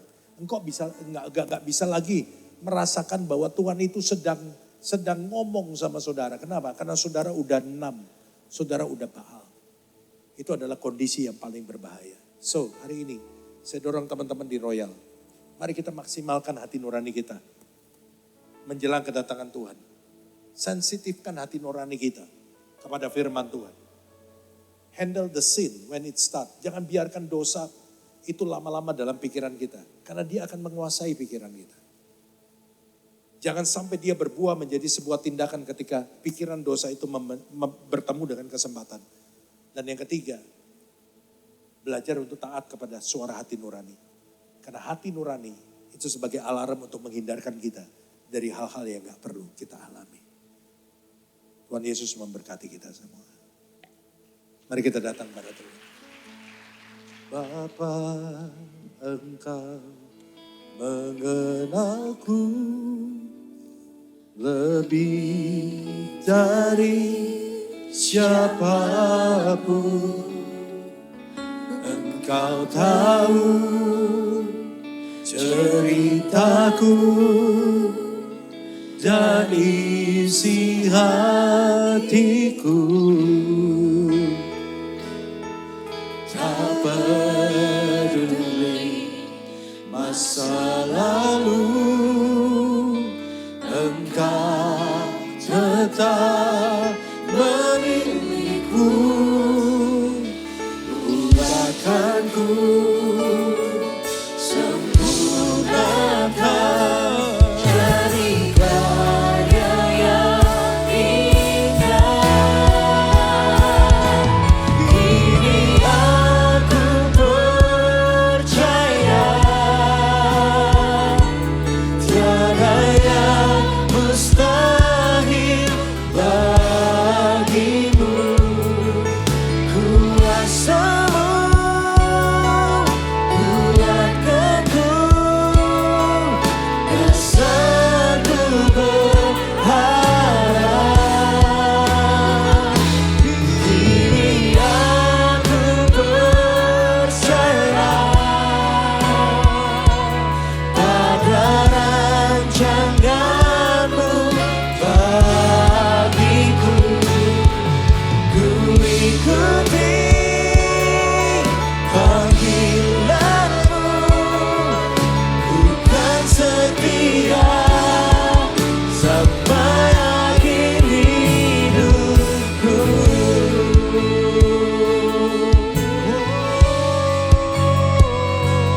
You Jesus.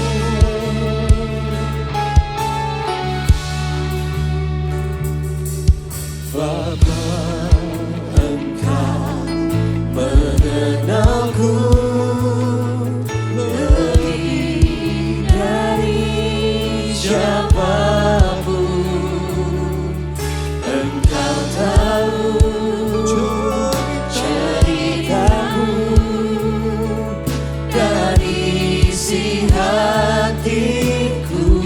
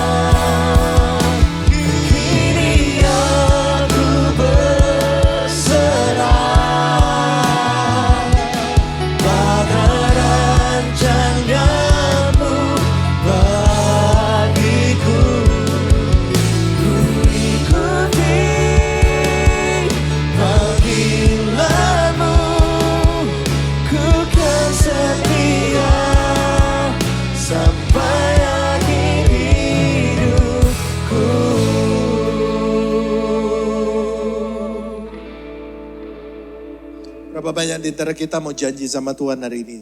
Tuhan, aku mau jaga hati nuraniku tetap murni. Aku tahu banyak godaan. Mungkin hari ini ada orang-orang yang sedang hadapin temptation di tengah pekerjaan saudara. Ada tawaran-tawaran yang menggiurkan. Yang kelihatannya dari Tuhan. Tapi tiba-tiba saudara datang tempat ini dan saudara dengar firman Tuhan. Tiba-tiba sepertinya Tuhan bicara sama saudara. Hati nurani saudara tiba-tiba berkata, no, that is not from me. And you got the answer. But it depends on you. Apakah saudara berani untuk mengikuti suara hati nurani saudara? Saudara melepaskan tawaran itu. Karena saudara tahu itu gak dari Tuhan.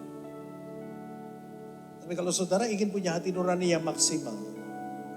Ingat, hati nurani itu adalah tempat Tuhan bicara sama kita. Jangan sampai itu ketutup dengan suara yang lain. Sehingga saudara gak bisa dengar suaranya Tuhan. Mari kita buka dua tangan kita sama-sama. Kami merendahkan hati kami di hadapan-Mu. Kami tahu kami gak sempurna. Dan seringkali Tuhan, kami ini bandel.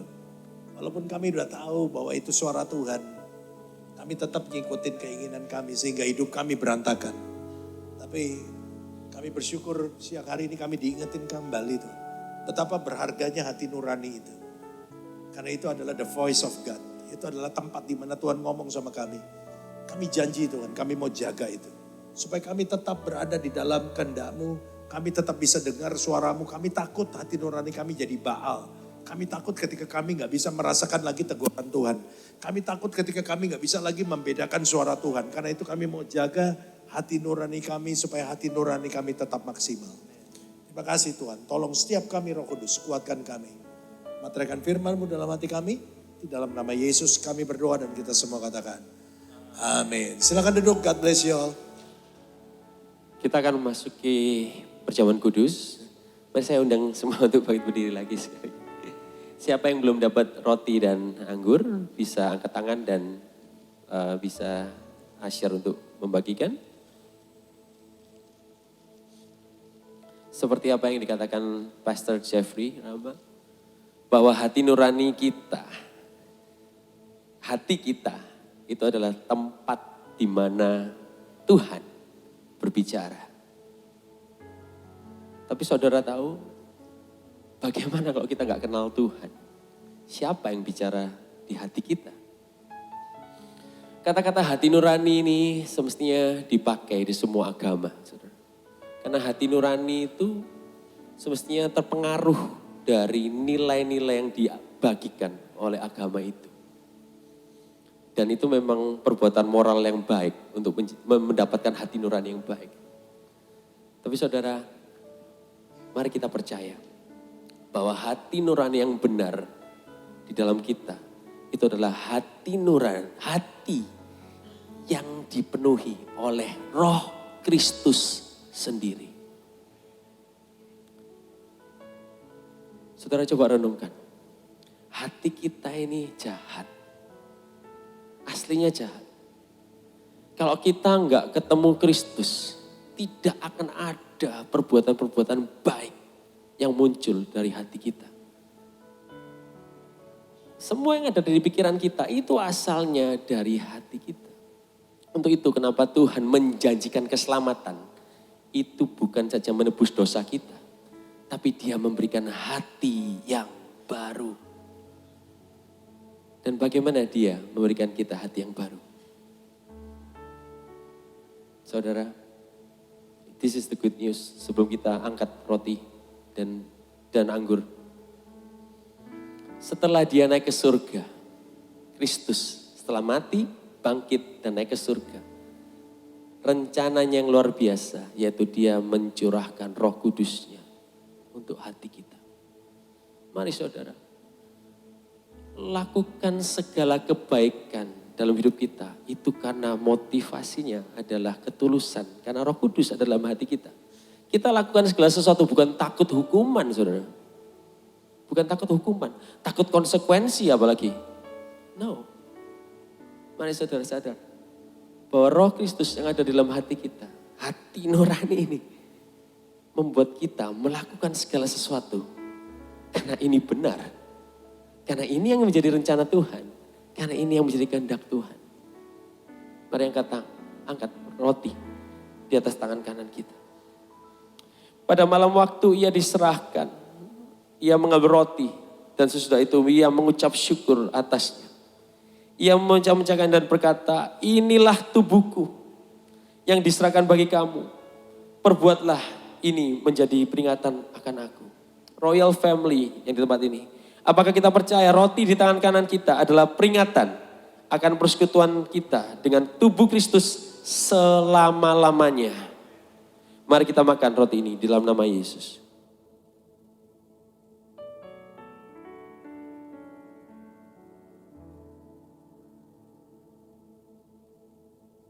Mari persiapkan cawan di atas tangan kanan kita. Bapa, kami ucap syukur Tuhan. Darahmu tercurah. Tubuhmu disiksa. Itu supaya engkau bisa tinggal tetap di dalam hati kita. Demikianlah ia juga mengambil cawan. Sesudah makan lalu berkata, cawan ini adalah perjanjian baru yang dimeteraikan oleh darahku. Perbuatlah ini setiap kali kamu meminumnya menjadi peringatan akan aku. Royal family, apakah kita percaya bahwa anggur di tangan kanan kita adalah peringatan akan persekutuan kita dengan perjanjiannya seumur hidup kita? Mari kita minum cawan ini di dalam nama Yesus.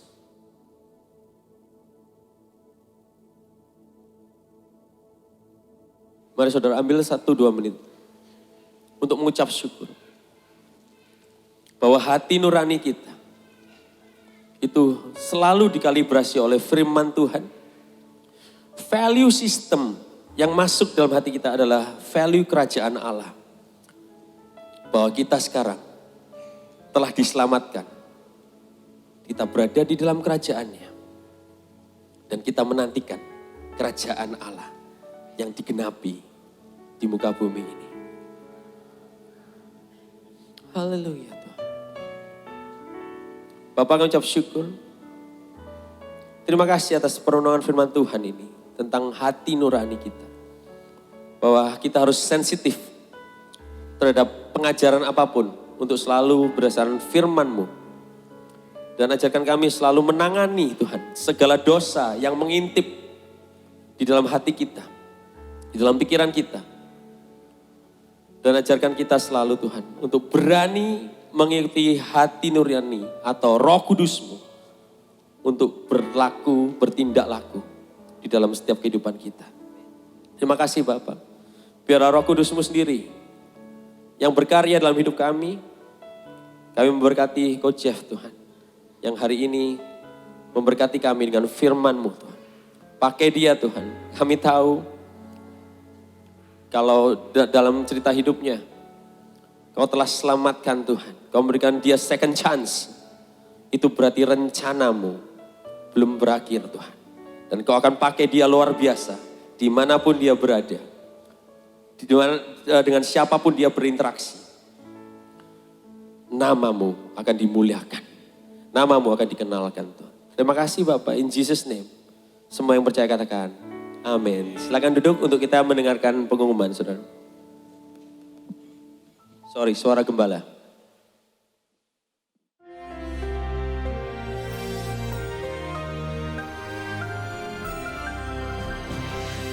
Shalom semua warga kerajaan yang dilindungi and kept for Jesus Christ. Dalam firman Tuhan dalam 1 Korintus pasal 10 itu adalah peringatan bagaimana bangsa Israel yang sudah dikeluarkan dari Mesir, tapi satu generasi itu semuanya tidak boleh masuk ke tanah yang dijanjikan kecuali cuma 2 orang aja, yaitu Yosua dan Kaleb, sebab berbeda spirit yang ada pada mereka. Di dalam 1 Korintus 10 ayat 12 saya katakan, sebab itu siapa yang menyangka bahwa ia teguh berdiri, hati-hati supaya ia jangan jatuh. Dikatakan di sana bagaimana mereka jatuh bersungut-sungut. Jangan lupa ya, ini masih tahun 5786 sekarang ya, 5786. Itu pay itu tuh mulut. Dosa bisa dari mulut. Percabulan tentu saja juga dengan mulut mulainya ya. Dan kita semua harus tahu kalau merasa kamu tidak mungkin kalah, hati-hati. Dosa yang tersembunyi adalah merasa dirinya paling benar. Nah saudaraku, saya ini dulu waktu remaja belajar judo ya. Jadi saya suka melihat yaitu bagaimana pertandingan daripada seorang judoka wanita dari Jepang namanya Uta Abe. Uta Abe ini sejak 16 tahun jadi juara dunia. Selama 5 tahun tidak ada yang bisa mengalahkan dia. Dan paling banyak bisa tahan 1 menit dengan dia. Luar biasa.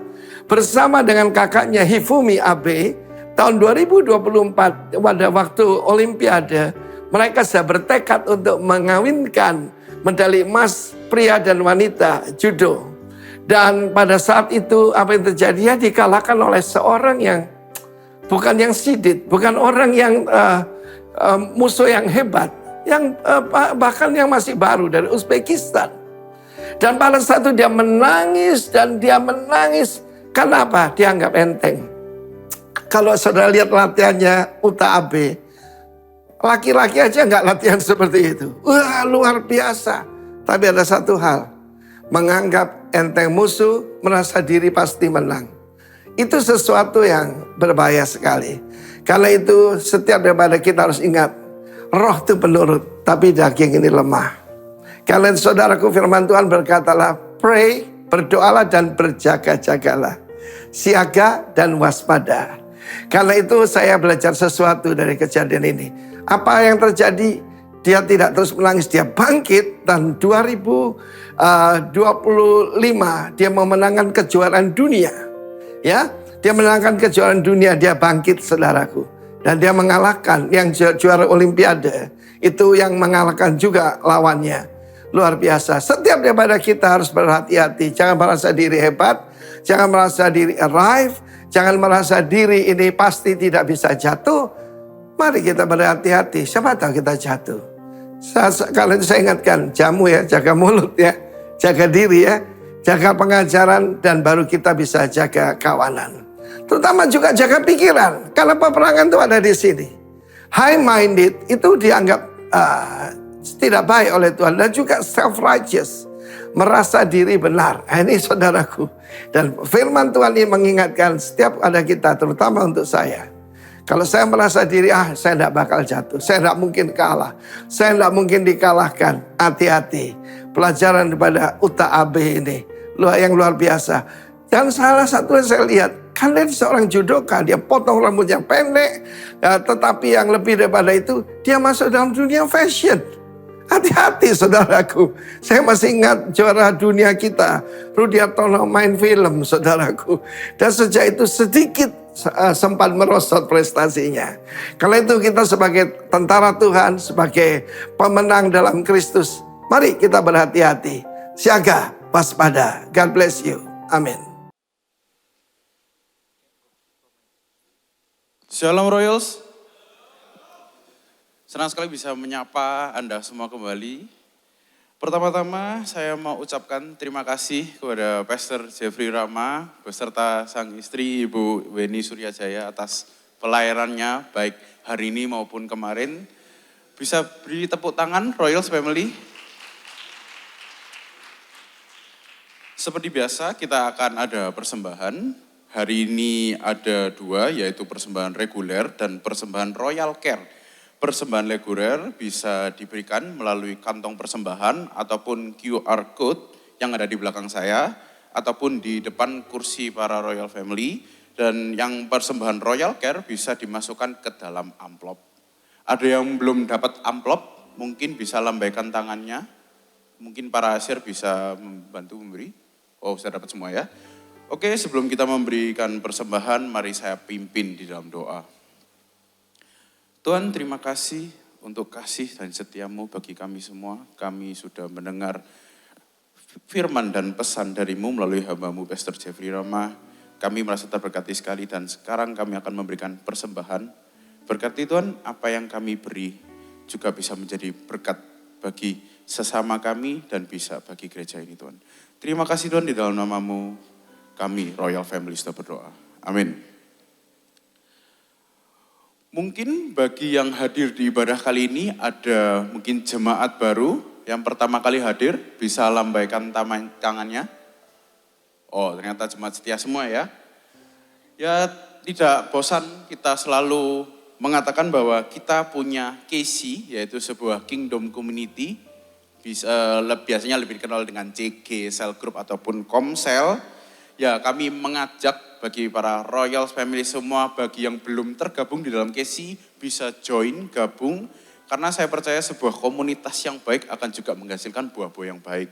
Dan komsel bukan hanya sebuah wadah untuk kita paham akan firman Tuhan, tapi juga sebuah wadah untuk kita bisa saling dikuatkan, saling diingatkan, dan bisa lebih memahami satu sama lain. Ada amin Royals? Minggu depan kita akan dilayani oleh koko kita paling lucu, Pendeta Madya Hizkia Setiawan. Nah itu di sana. Saya percaya Koko Hizkia mungkin nggak pusing ya untuk nyiapin khotbah. Karena lebih pusing malam ini ya, MU Liverpool. Pusing sih itu. Dan tidak lupa bahwa kita punya sosial media di Instagram, di @royalsurabaya. Mungkin bagi para jemaat yang belum follow, bisa segera follow. Dan yang sudah follow juga bisa lebih ada interaksi dengan sosial media kita. Bisa like, comment, share, ataupun saat ibadah mungkin bisa story, jangan lupa di tag di @royalsurabaya. Yang terakhir seperti biasa saat kita pulang kita akan selalu dijamu oleh tim hospitality kita dengan sebuah konsumsi. Dan hari ini konsumsinya adalah lemper. Oke, sekian dari saya, Royals, happy Sunday. Mari bangkit diri semua. Kita juga mau say thank you ya, pertama untuk Ryan Tirsa, untuk wonderful 7 years-nya, bisa bersama-sama dengan kita. Thank you. Aku percaya di sana, di New Zealand, ya, kalian akan dibukain ladang baru, ya. Kalian terima apa yang Tuhan kasih di sana, kalian kerjakan, dan saya yakin ada domba dan biri-biri yang menantikan kalian di sana. Domba beneran ya, maksudnya domba yang mau digembalakan, tapi dan biri-biri itu banyak sekali. God bless you, oke? Tadi kita mau doain sekarang, tapi wah gembala New NDC yang doain ini. Thank you so much. Oke, dan kita mau say thank you untuk Ci Weni, ya. Tepuk tangan untuk Ci Weni dulu dong. Kemarin saudara, guru-guru Rocky kita, Rock Surabaya, diberkatin selama 6 jam session. Dan Ci Weni katanya bilang, ini mestinya 4 hari, 4 malam. Waduh, kayak puasa 4 hari, 4 malam ya. Tapi dipangkas semua jadi 6 jam. Sampai katanya Coach Jeff waktu pulang ke hotel, lemes banget ya. Thank you, tapi memang gitu Ci. Pelayanan kalau nggak ada yang, kalau nggak ada pengorbanan, nggak ada lemes, nggak ada energi. Wah kalau udah ada lemes, ada energinya itu berarti memang pelayanan yang luar biasa. Coba tepuk tangan dulu Ci Weni dulu. Thank you untuk pelayanannya. Oke, mari jemaat Tuhan kita, Royal Family kita angkat tangan kita. Bapak, kami ucap syukur, what a wonderful day yang kita hadapi hari ini, kita terima hari ini, di mana firman-Mu mengkalibrasi hati kami. Dan fellowship ini Tuhan, kami nggak mau take it for granted, kami nggak mau sia-siakan. Ini benar-benar Kau kumpulkan kami untuk menjadi satu keluarga. Satu keluarga-Mu yang memiliki visi, misi yang sama Tuhan, yaitu untuk memuliakan nama-Mu. Dan biarlah Tuhan, di dalam hari-hari kita, biarlah Roh Kudus selalu mengkalibrasi hati kita. Firman Tuhan selalu mengkalibrasi hati kita, supaya hati nurani kita, conscience kita, terlatih untuk selalu berada di dalam value-value-Mu, selalu terlatih di dalam apa yang menjadi rencana dan misimu tiap hari Tuhan. Kami diselamatkan, kami lepas dari penjara dosa. Tapi setelah lepas dari penjara dosa, kami ada misimu. Yaitu kami menjadi anakmu yang memuliakan Bapa di surga. Terima kasih Bapa. Terima kasih. Kami mau menerima apapun yang Kau telah berikan pada kami. Di tangan kami Tuhan. Apa yang kami kerjakan, Kau buat berhasil hanya untuk kemuliaan nama-Mu. Berkati kami Tuhan. Apapun yang kami pikirkan, apapun yang muncul dalam hati kami, apapun yang kami rencanakan, itu sesuai dengan kehendak-Mu, sesuai dengan rencana-Mu. Satu garis dengan apa yang Kau inginkan, apa yang Kau impikan pada hidup kami Tuhan. Dan biarlah Tuhan, di setiap apapun yang kami lakukan, meeting kami, perjumpaan kami dengan orang-orang. Kami ingin Kau beracara, kami ingin Kau berkarya Tuhan, supaya orang-orang yang belum mengenal Engkau bisa melihat dirimu, pribadimu melalui diri kami. Dan hanya untuk satu kemuliaan saja, yaitu nama Yesus Kristus. Terima kasih Bapa, perjumpaan ini mungkin telah berakhir Tuhan, tapi tali persaudaraan kita, your love, your power, your wisdom itu akan selalu mengikat kita sampai kekekalan. In Jesus name, semua yang percaya katakan Royal Family, amin. God bless you.